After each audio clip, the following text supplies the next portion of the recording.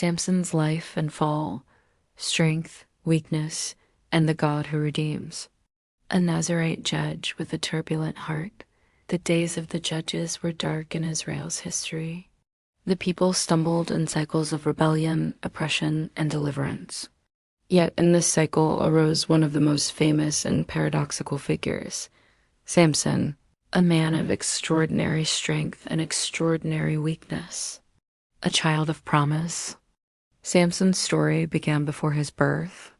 An angel of the Lord appeared to a barren woman, promising her a son who would begin to deliver Israel from the Philistines.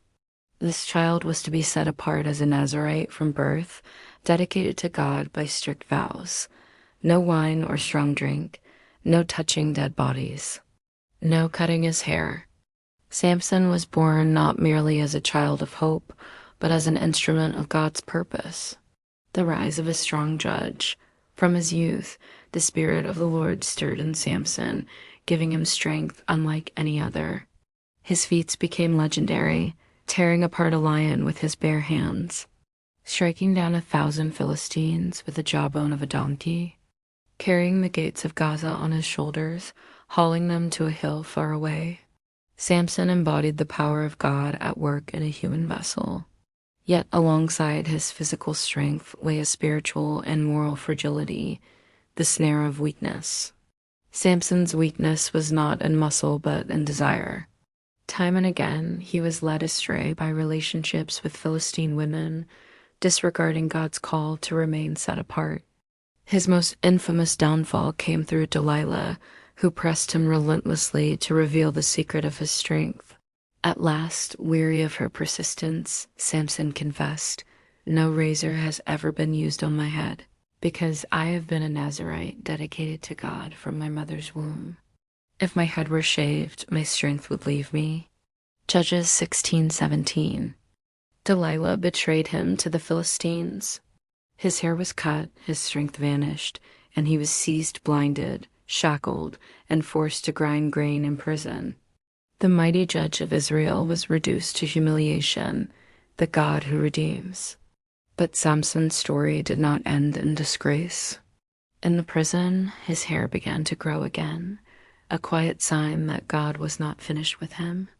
Brought out to entertain the Philistines in the temple of their god Dagon, Samson prayed one final prayer, "Sovereign Lord, remember me. Please, God, strengthen me just once more." Judges 16:28.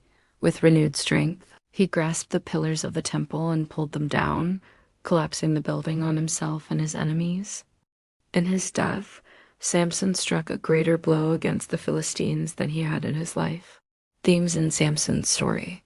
1. God's purpose. From before his birth, Samson was chosen to begin Israel's deliverance.